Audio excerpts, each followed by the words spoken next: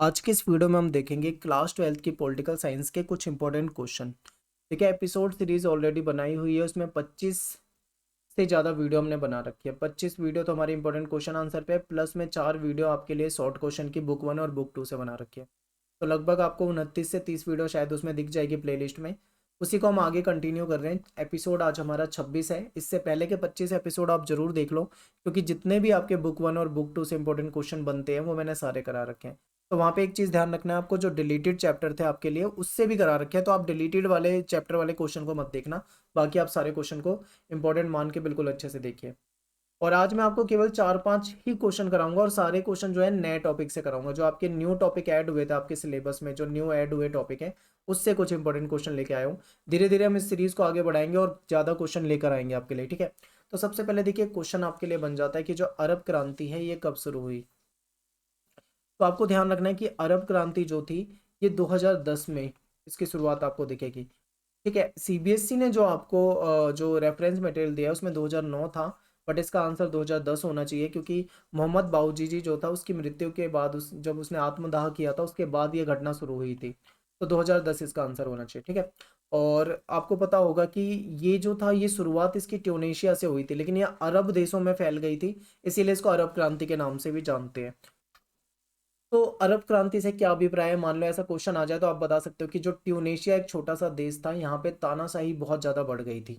तो तानाशाही के खिलाफ जो ये आंदोलन शुरू किया था, लोग जो थे वो सड़कों पे आ गए थे, और आंदोलन जो था धीरे धीरे ट्यूनेशिया से बाहर निकलकर अरब जगत की तरफ फैल गया था, और इसे अरब क्रांति कहा जाता है, ठीक है। बहुत इंपॉर्टेंट है, इसे क्या कहा जाता है, इसे अरब क्रांति कहा जाता है। और यहाँ पे ध्यान रखना है कि इसके बाद फिर ये इराक, सीरिया, सऊदी अरेबिया इधर की तरफ फैलने लगी थी। और यहाँ पे भी आपको पता होगा कि यहाँ पे भी ज़्यादातर तानाशाही वाला शासन ही था। तो अरब क्रांति का बहुत ज़्यादा फायदा तो नहीं हुआ ज़्यादातर देशों को, लेकिन कई देश जो थे इससे तबाह भी हो गए थे। तो ये भी आपको ध्यान रखना है। एक ब्रिक्स भी आपके में टॉपिक जुड़ा हुआ है, तो ब्रिक्स से भी क्वेश्चन आ सकते हैं, ठीक है। ब्रिक्स का देखिए, पहले जो ब्रिक्स जो होता था इसको पहले ब्रिक कहा जाता था। मैंने आपको जब चैप्टर पढ़ाया था वहां पे बताया था। यानी इसमें पहले 4 कंट्रीज थी, ब्राजील, रसिया, इंडिया और चाइना, लेकिन बाद में इसमें जुड़ गया था साउथ अफ्रीका। तो इसके लिए इसके बाद इसको क्या कहा जाने लगा था, इसके बाद इसको ब्रिक्स कहा जाने लगा था। तो ब्रिक्स में कितने देश हैं, आप बोलोगे 5 देशों का ये संगठन है। ब्राजील है, रूस है, इंडिया है, चीन है, चाइना जिसको हम कहते हैं, और साउथ अफ्रीका। तो ये पांचों नाम आपको याद होने चाहिए, ठीक है। और ब्रिक्स का जो 11वां सम्मेलन है ये कब और कहाँ हुआ था, ये इंपॉर्टेंट है, क्योंकि ये आपकी जो रेफरेंस मटेरियल आपको सीबीएसई से मिला था उसमें भी आपको दे रखा है 2019 में ब्राजील में। और मुझे लग रहा है ये प्री बोर्ड में भी आपके आया हुआ क्वेश्चन है, ठीक है। प्री बोर्ड में भी आया हुआ क्वेश्चन है, तो ये आपके लिए इंपॉर्टेंट हो जाता है। हो सकता है कि आपके लिए अगले में बोर्ड में भी रिपीट हो जाए, कई बार रिपीट भी हो जाते हैं कुछ क्वेश्चन। तो ये देखिए, अब इसके बाद एक रूस वाला टॉपिक आपके उसमें जुड़ गया है सिलेबस में। तो रूस पे देखिए, सोवियत संघ का जो विघटन था, विघटन से पहले वहां 15 गण राज्य होते थे, आपने पढ़ा होगा। तो उसमें जो सबसे वृहत भाग था वो कौन सा था, सबसे विशाल भाग, तो आप बोलोगे रसिया का था। और रसिया केवल क्षेत्रफल में बड़ा नहीं है, बल्कि आप ये भी समझिए कि रसिया जो था वो ताकतवर भी था। उन 15 गणराज्यों की बात करें तो उसमें सबसे ताकतवर था रूस, इसीलिए ये सोवियत संघ का उत्तराधिकारी भी बनाया गया था। तो ये क्वेश्चन भी इंपॉर्टेंट है। अब एक क्वेश्चन ये भी बन सकता है कि भाई रूस जो है ताकतवर बहुत है, बहुत शक्तिशाली है, तो वैश्विक स्तर पे ये इतना शक्तिशाली क्यों माना जाता है, इसके पीछे क्या कारण है। तो कई कारण है इसके पीछे। देखिए, रूस जो है इसके पास बहुत ज्यादा खनिज संसाधन है, आप ऐसे बता सकते हैं, ठीक है। रूस के पास क्या है, प्राकृतिक संसाधन है, बहुत इंपॉर्टेंट है, ये भी आप पॉइंट लिख सकते हैं।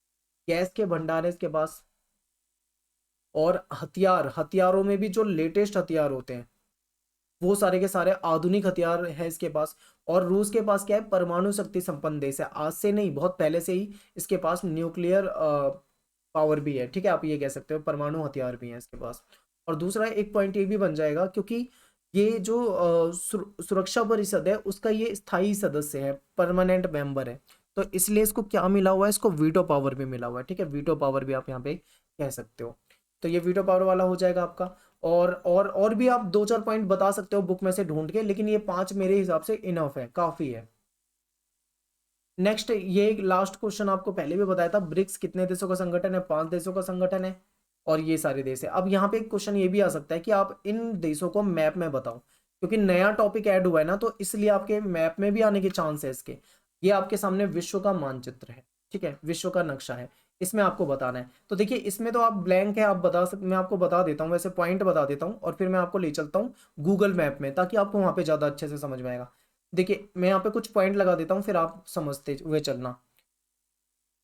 ये हो जाएगा यहाँ पे साउथ अफ्रीका, ये इंडिया आप देख पा रहे हो, ये चाइना देख पा रहे हो, रसिया देख पा रहे हो, मुझे सारे याद हैं तो मैंने आपके सामने पॉइंट रख दिए। लेकिन इसको हम देखेंगे मैप में चल के। देखिए हम पहुंच गए हैं गूगल मैप में। अब यहाँ पे थोड़ा सा समझने की कोशिश करते हैं इसको। देखिए साउथ अमेरिका में, ठीक है, आप देखोगे यहाँ पे आपको ये ब्राज़ील दिख रहा है, ब्राज़ील, तो आपको ये याद होना चाहिए कि ब्राज़ील कहाँ पे है। अब देखिए ये पूरा का पूरा अफ्रीका महाद्वीप है। अब पूरे अफ्रीका से हमें मतलब नहीं है, यहाँ पे साउथ अफ्रीका में देखना है, तो साउथ अफ्रीका कहाँ पे होगा, साउथ में होगा, दक्षिण में होगा।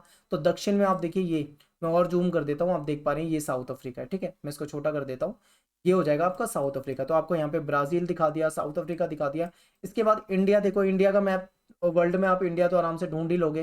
तो इंडिया का पड़ोसी देश है चाइना, तो आप ऊपर आओगे इंडिया से तो आपको चाइना दिख जाएगा, और ऊपर आओगे चाइना से तो मंगोलिया, मंगोलिया को क्रॉस करते ही आपके सामने क्या आ जाएगा, रसिया आ जाएगा। ये आप देख पा रहे हैं, ये रसिया आपके सामने, ठीक है। तो इस तरीके से आपका मैप भी हो गया। तो अब आप क्या कर सकते हो, इसको मैप में देख सकते हो, मैप में समझ सकते हो। तो मैंने आपके सामने कुछ पॉइंट लगाए थे, ठीक है। अब दोबारा से मैं आपको बता देता हूँ, अब आपको बहुत अच्छे से समझ में आएगा। देखो ये नॉर्थ अमेरिका है, तो ये साउथ अमेरिका हो जाएगा। साउथ अमेरिका में यहाँ पे आपको दिखेगा ब्राज़ील, तो मैं यहाँ पे लिख देता हूँ बड़ा बड़ा ब्राज़ील, ठीक है। ये पूरा का पूरा अफ्रीका महाद्वीप है, तो अफ्रीका में यहाँ नीचे की तरफ को आपको क्या दिखेगा, साउथ अफ्रीका। और इसके बाद आप इधर आओगे एशिया की तरफ, तो यहाँ पे आपको भारत दिखेगा, ये पूरा का पूरा इंडिया हो जाएगा। और इसके साथ में आपको ये बड़ा सा देश दो दिख रहा है, ये चाइना है। चाइना के ऊपर मंगोलिया, और मंगोलिया को क्रॉस कर दोगे आप तो ये आपके लिए रसिया आ जाएगा, ठीक है। तो यहाँ पे आप पांचों देश आराम से दिखा सकते हो, ब्रिक्स के देश।